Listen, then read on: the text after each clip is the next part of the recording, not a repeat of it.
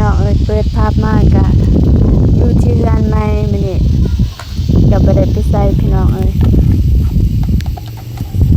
ว่าสิมาเบิ่งดินในเฮือนที่ปรับในมื้อนั้นแล้วก็หุดในมื้อนั้นสิมาเบิ่งในมื้อนี้ว่ามันแน่นแล้วบ่หรือว่ายังคันยังก็มีแต่ว่าสิหุดเติมเอา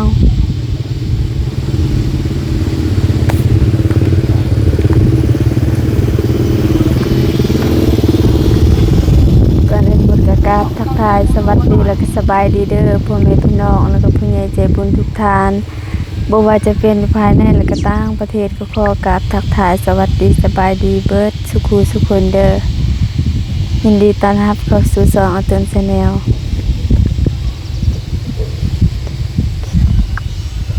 สบายดีเด้อพอดีเบาตูนได้ใส่เฟซใหม่พี่น้องเฟซเพื่อพ่อแม่พี่น้องอยากติดต่อหาบอตูนน้องบองพี่น้องเนาะเพราะว่าเฟซเก่าเฟซอาตูนชาแนลหันแม่นกู้คืนบ่ได้แล้วพี่น้องคือมันไปแล้วนะพี่น้องเสียดายพี่น้องเพราะว่าอยู่หันก็มีแต่คนฮักแพงคนรู้จักก็คือพ่อแม่พี่น้องนั่นแหละผู้ใหญ่ใจบุญกับอยู่ในเฟซทันแหละแต่ก็บ่เป็นหยังพี่น้องเฟซมันล่มได้เฮาก็สร้างขึ้นมาใหม่ได้พี่น้องเนาะก็คือตอนนี้อันนี้เป็นเฟซบอตูนเด้อพี่น้องให้พ่อแม่พี่น้องได้เบิ่งนำกันนี่ผู้ใดอยากจะติดต่อหาบอตูนเป็นภาษาไทยพี่น้องเนาะอาตูนเป็นภาษาไทยบอตูนเอาเฟซเก่าตัวเฟซบอตูนตั้งแต่สมัยนั้นและสร้างเฟซนี่ตั้งแต่ปี2021นี่แหละ5 ปีแล้วเฟซนี่แต่ว่าบ่ได้ใช้ก็กลับมาใส่อีกครั้งนึงผู้ติดตามกำลัง225 คนแล้วก็นี่กำลัง3 โพสต์นี่อาตูนชาแนลเด้อเพื่อนๆน้องเด้อก็กดเข้ามาเลยผู้ใดที่เปิดไม่เห็นคลิปนี้อยากจะติดต่อหาบอตูนหรือว่าอยากจะติดตามผลงานทาง Facebook ก็นี่ทางอาตูนชาแนลพี่น้องเนาะไปนี่ประมาณนั้นไปเบิ่งตัวบอตูนได้ฮดเมื่อนั้นแน่นแล้วบ่เต็มโอ้แน่นแล้ว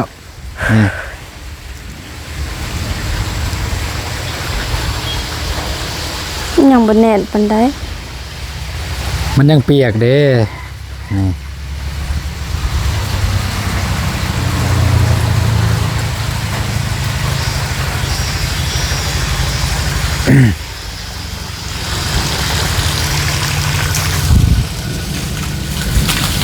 ทางนี้จะบ่ถึงน้ำลายปานใด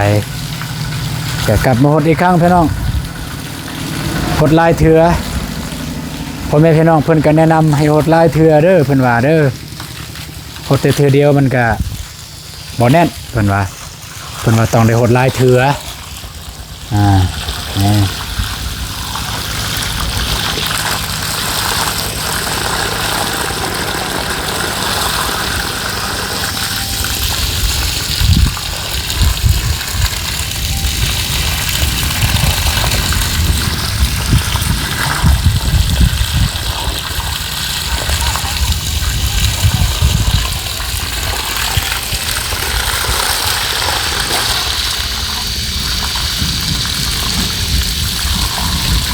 ่เจ้าสิรอมาเจาะหูอยู่นี่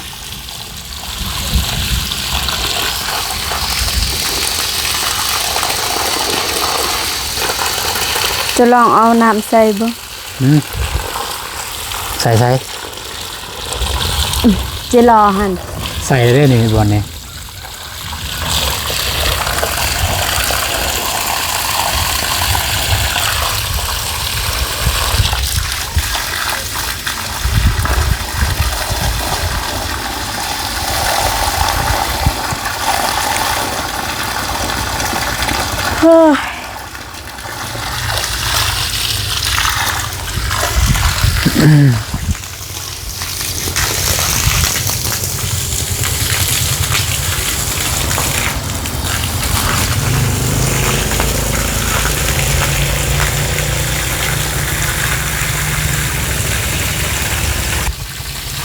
อย่าคิดเด้อ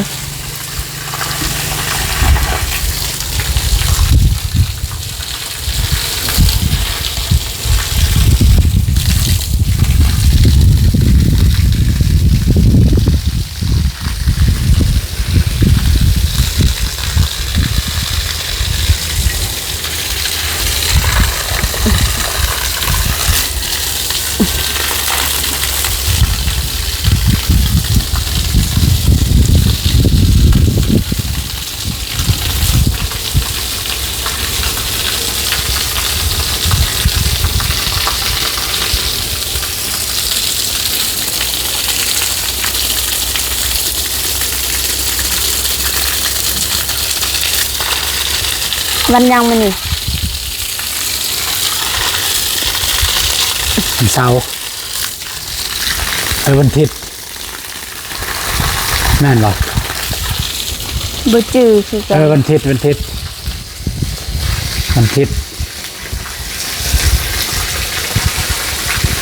้ออื่นน้องเพนย่อเซาเฮือนมื้ออื่น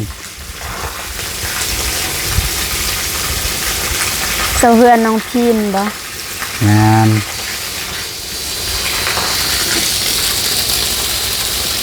อายุจักปีแล้วน้องพีน ฮะ อายุ สัก17-18นี่แหละเพิ่นบ่สบายเข้าห้องหมอ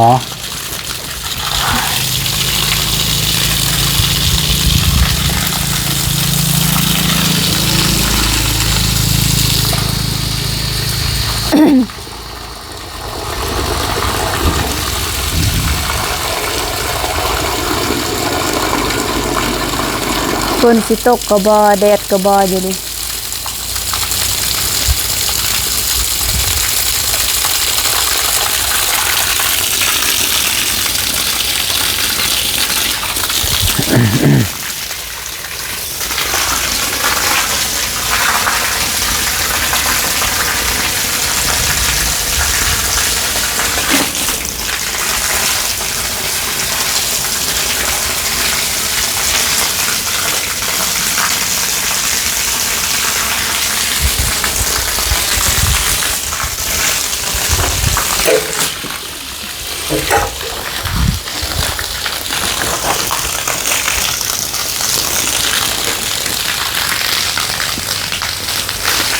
เฮ้ย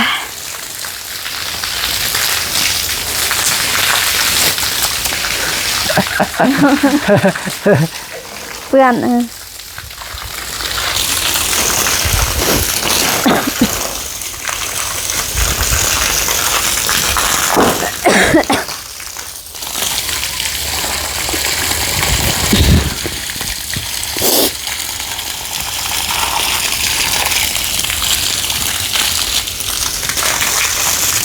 ดังจิรอ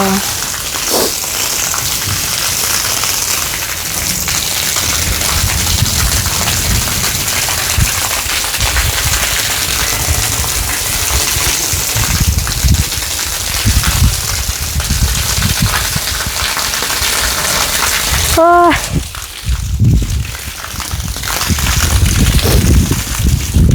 เสร็จหลุด เฮานอนตลอด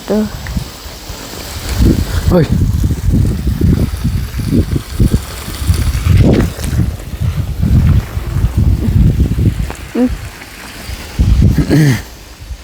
อิจิ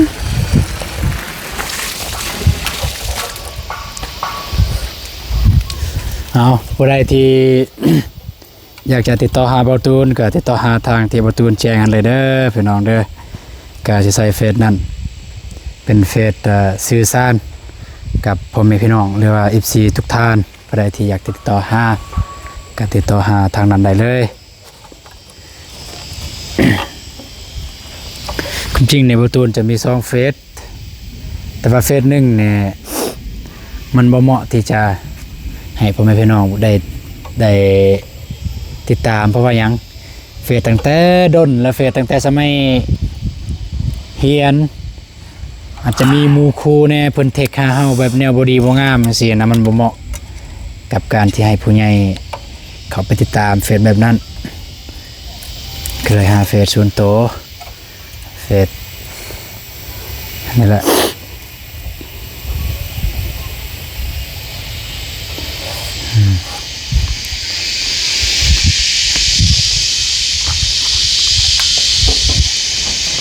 ฮึบคือสีแน่นแล้วซ้ำนี่บนแน่นจักสิว่าแล้วพี่น้องเลย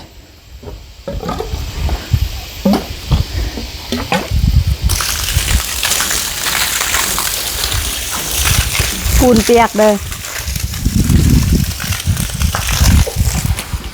เจอ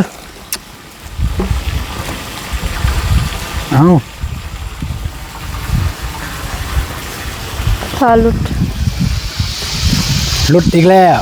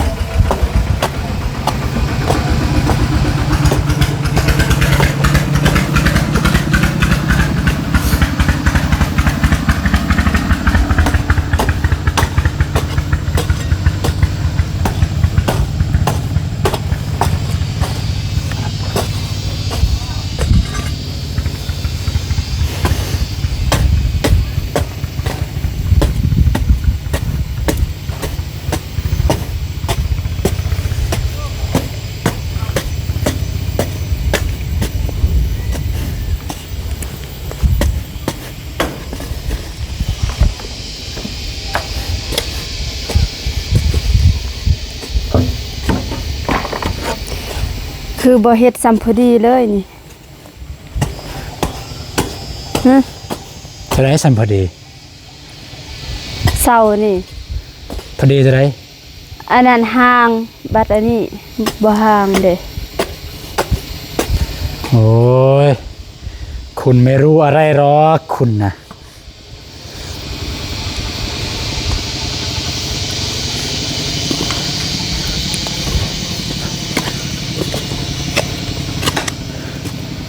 เสาอันนี้มันจะห่างไหมคือว่าเฮียนเฮือนผู้อื่นนั่นมันสำคัญเลยเขาตั้งเสาห่างสำคัญหรือว่าไก่สำคัญ มันแล้วแต่แบบ ฮะ มันแล้วแต่แบบไพ่เล่า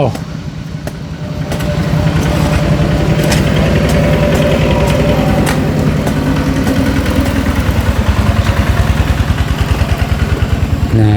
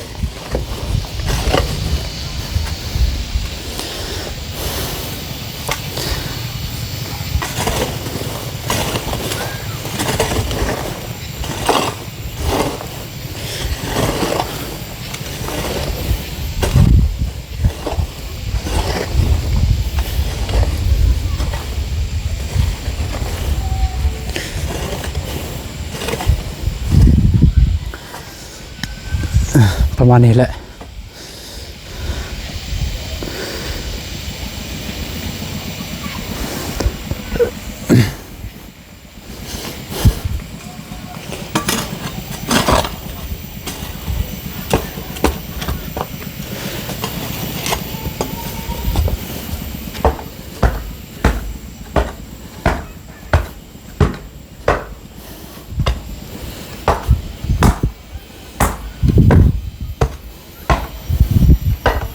บางนั้นยังบ่แน่นตามเบิง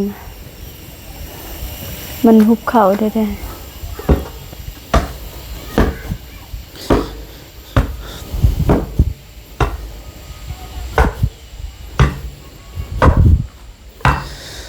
บ่ได้ไปทางใดมือนี่พี่น้องเอ้ยเมื่อวานนี้ก็ไปขึ้นบ้านใหม่น้องน้ำฝนแล้วก็ไปหาน้องพีน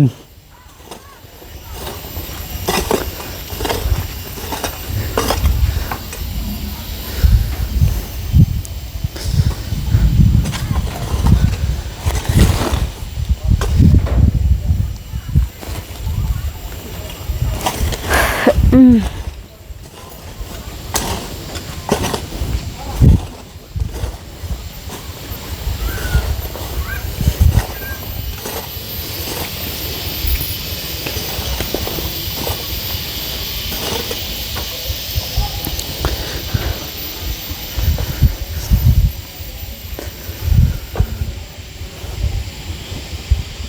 อิหยังรอป่ะคุณเบิ่งคนรอใช่ไหม รอคือตัวอย่าง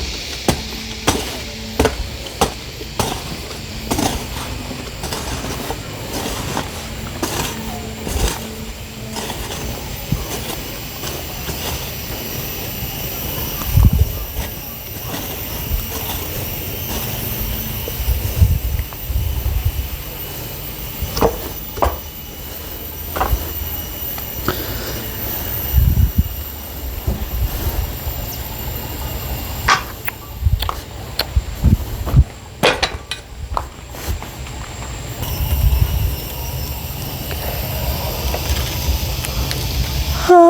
ยอยากนอนเด้อ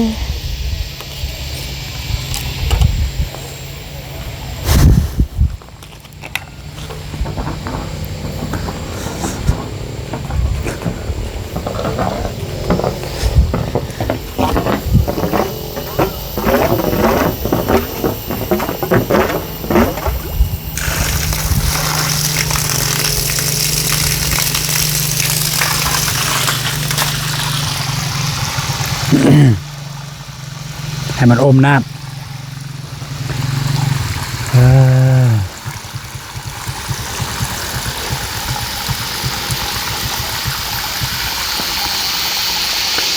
คือเก่าพี่น้องเลย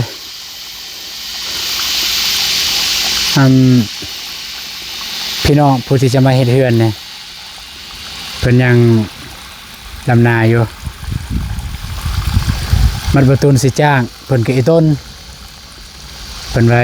เฮาแบบซ้ำก่อนะเฮาก็ก่อเองได้เพิ่นว่าตัวใดเฮาเฮ็ดบ่ได้เพิ่นว่าถ้ามีเงินเฮาก็จ้างตัวใดเฮาเฮ็ดเองได้เฮาก็เฮ็ดแต่ก็ค่อยเฮ็ดค่อยไปอาศัยเวลาว่างมาเฮ็ดเพิ่นว่าก็แม่นคือเพิ่นว่าล่ะ บัตรสร้างเด้ที่ไอ้ทำบัตรจ้างให้ บ่เอาแล้ว เป็นใด สร้างสิมาก็ก่อคือกันนะมาก่อเข้าใจป่ะ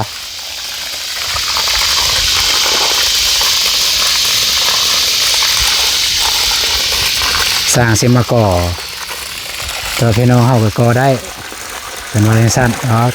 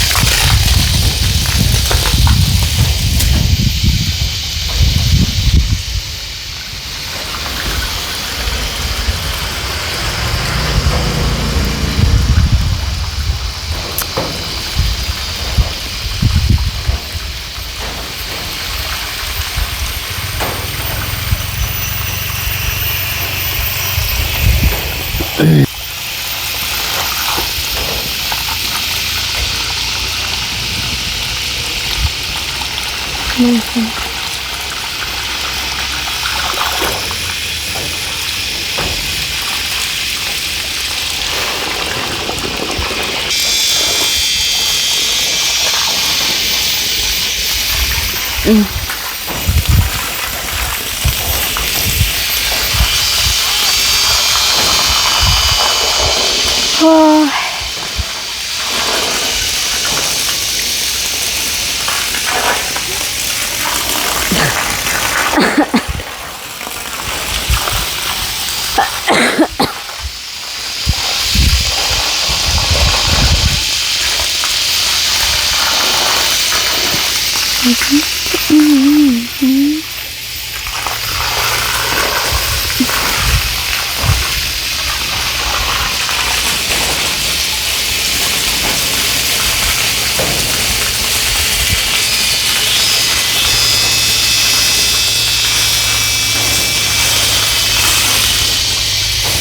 อ๋อหนูพูดหนูพูดหนู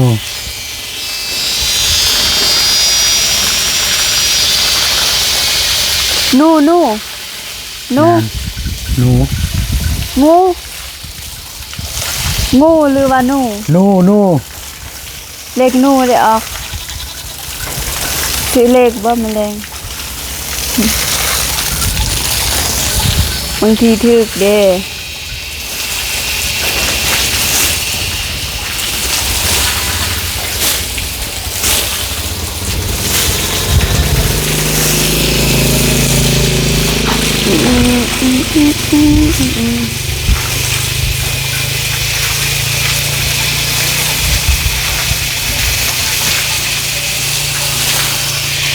โอ้ย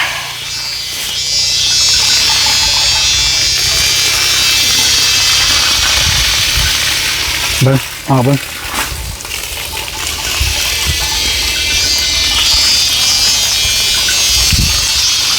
หมดแล้วพี่น้อง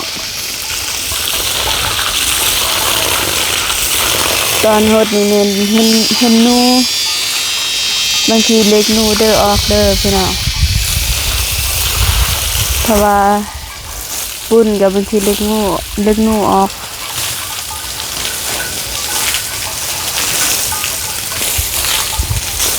มาเบิ่งคุณสามีทำเรียกทำงาน คุณสามี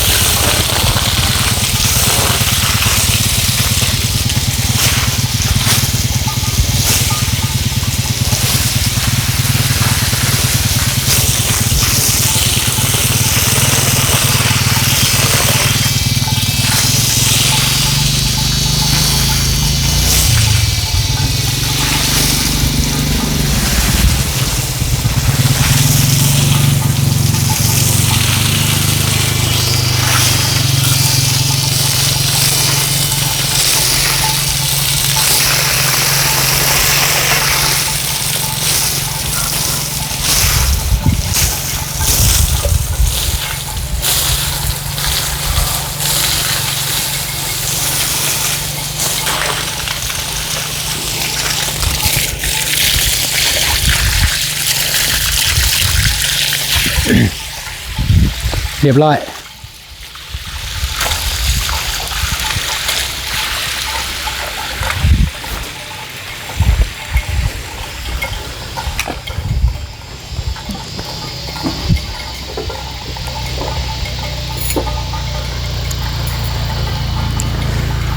พี่น้องเอ้ยเรียบร้อย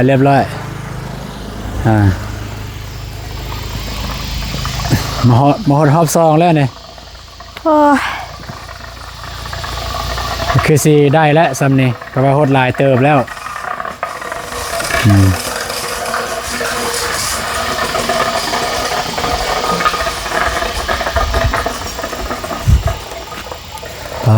ทางหลังเนี่ยฝนสิตกแล้วทางหลังกันพุ่น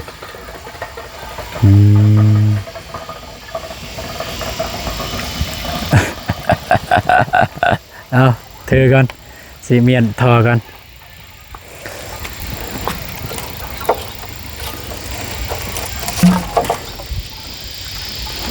ยืมเท่าเข้าบ่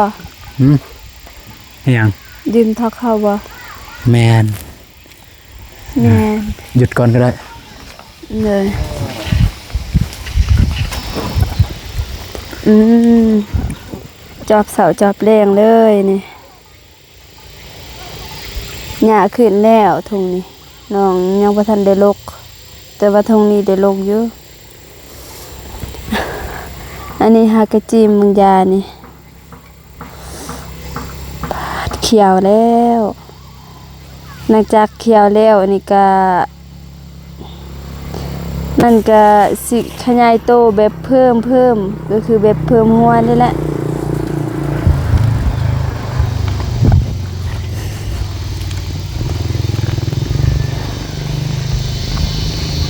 คันสมมุติว่ามีที่ดินนี่แม่นน้องอยากเฮ็ดสวนผักบัวผักคู่บ่ว่าผักหยังก็ตามถ้าว่ามีสวนที่ดินน้องอยากเฮ็ดแล้วก็เพื่อให้ได้กินน้ำแน่แล้วก็เพื่อได้ขายแน่ได้ขายแบบแลกเปลี่ยนได้เงินนี่แหละเอาไปขาย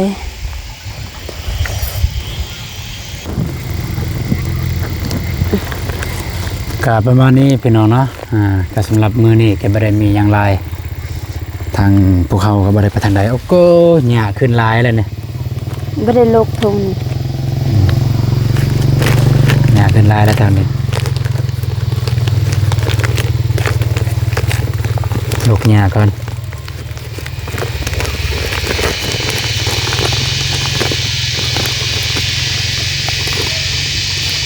จิ้มเอาเลย เข้าใจบ่จิ้ม ได้จีน บ่เข้าใจบ่ บ่ ก็ภาษาลาวนี่แหละจิ้มคันว่าภาษาบ้านน้องเองกำบูร บุมบูร กำบูร แต่ว่าน้องย่านอายบ่เข้าใจก็เลยเว้าว่าจิ้มเอาเพื่อให้มันงาม อืม เพื่อให้มันงามไว้ ดังนั้นมันเป็นเนาะ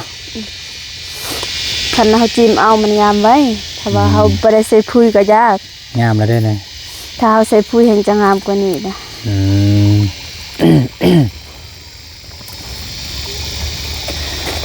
โอเคพี่น้องเนาะก็คือเก่าก็อย่าลืมทักหาเบาตูนทาง Facebook พี่น้องเนาะอาตูนภาษาไทยพี่น้องเอ้ยถ้าผู้ใดอยากจะทักหาหรือว่าอยากจะหาเบาตูนอยากจะใส่เบาตูนมีเวียกมีงานก็ทักหาทาง Facebook เลยอาตูนเด้อพี่น้องเด้อไม่แต่อาตูนเป็นภาษาไทยเด้อพี่น้อง ปกเด้ ฮะ หน้าปกก็จะเป็นรูปของเบาตูนถ่ายอยู่สวรรณเขตแล้วก็ทางล่างก็คือรูปทีมงาน ทีมงาน ไปพี่น้องก็สำหรับคลิปนี้ประตูจะได้จบคลิปเพียงเท่านี้ก่อนพี่น้องเนาะก็บ่ได้มีหยังหลายมีแต่อยากมาแจ้งเว้าเรื่องเฟซนั่นแหละเว้าเรื่องเฟซบ่ได้อยากทักหาก็ทักทางนั้นแล้วก็นี่แหละมาฮดน้ำใส่เฮือนหอบซองพี่น้องเอ้ยเพื่อให้มันแน่นเนาะไปเจอกันในคลิปต่อไปพี่น้องสำหรับคลิปนี้สบายดีเด้อ สบายดีเด้อ ได้ไป